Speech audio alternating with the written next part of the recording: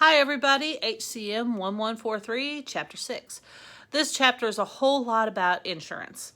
And there's quite a bit of information on the intricacies of insurance and how it is, the premiums are deducted and all of those things. But what I really need you to concentrate on is some of the terms.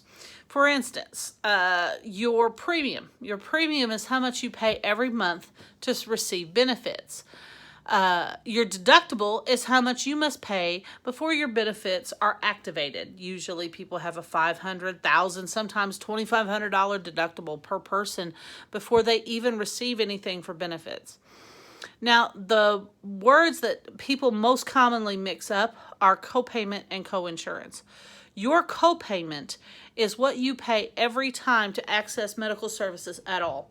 Usually it's printed on the front of your insurance card, and it'll tell you that a doctor's visit is $50 and that an ER visit is, $150 or $750 in my case, how much money that actually is. Now, your co-insurance is the portion of the bill that you will be responsible for after insurance pays their part. So most of the time you're going to see something like a 50-50 split. Most typically, if you have one of the larger insurance providers, it's going to be an 80-20 split where you are responsible for 20% of the cost of the health care that you receive after insurance pays 80%.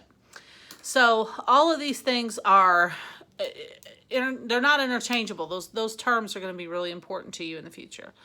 Another thing that this chapter goes over a lot is the Affordable Care Act. Now, I don't get into the intricacies of the Affordable Care Act typically because it is always under scrutiny and they're always tweaking something of it. For instance, when it was passed, there was an individual mandate, which meant that every person had to have health insurance for at least 60% of their medical costs. That would cover 60% of their medical costs. Well, in the current administration, that has been tweaked and the individual mandate no longer has a tax penalty to it. So a lot of people are electing not to do that, particularly the self-employed and the people who have been doing self-insurance. But there's also an employer mandate, which is still in effect, and that says that if you have over 50 employees and your individual employee works 30 hours a week or more, you must provide medical insurance to cover at least 60% of their medical cost. So that has been an economic discussion for several years, how that is affecting small businesses and employers and all of that, and how many employers now are taking full-time jobs and breaking them down to 29 hours a week and having 2 employees work so they don't have to offer those benefits. That happens quite often now. And so insurance as a whole is covered in this chapter. Now, 1/3 of all the insurance in the United States that's utilized is public health insurance. Private health insurance is one that you buy, comes from your employer, it's voluntary, etc. Public health insurance is paid for through the government. And so Medicare and Medicaid are the 2 largest consumers, if you will, of public insurance, or providers, I should say, not consumers. Medicare has a shared cost between employers and employees. Every time you have a paycheck, you have a mandatory deduction for Medicare, and it goes into a pool, and you receive benefit from that when you turn 65. Your employer also has to pay into that every payroll period that you are employed. And so the money from Medicare comes from both from employee and employer. Medicaid, again, is federal dollars that are given to the state government to disseminate for the health of people who are low income. And the Oklahoma Healthcare Authority here is the distributor of those funds.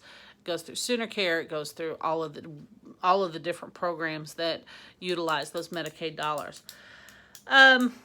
You also need to know benefits and benefit limits. All private insurance usually has a benefit limit. You get $1 million or $3 million, whatever your insurance will cover, but that's going to be it. And sometimes there is no benefit limit, but there's a limit to out-of-pocket expenses after you've paid whatever, $1,000, then insurance will cover the rest for a lifetime. So it just depends on how your policy is underwritten, another term that you probably need to know. If you're on Medicare, there are definite limits to your benefits. It will absolutely cover everybody over the age of 65. So there's no determining factors on who can receive benefits and who can't. But there is a limit per benefit period, which is usually, it's a year, of 90 days in a hospital or a skilled nursing facility. And then there is a pool of days that you can access, that you have so many extra days for a lifetime. So you spend 91 days, it's covered this year, and 94 days on another year, up until you've exhausted all of those extra days that they have in a pool for you for your lifetime. But after those 90 days, you are no longer covered. So a lot of people need Medicare secondary insurance, especially if you're aging and you have a lot of different issues that might keep you needing care for longer than that. 90 days sounds like a whole lot of time when you're young, but when you've had a surgery and need rehab and you need to learn how to walk again and you need help getting on your feet and help with those activities of daily living, 90 days can go real fast. One thing to keep in mind that most people think that nursing home care is covered by the state when you reach a certain age. It is not.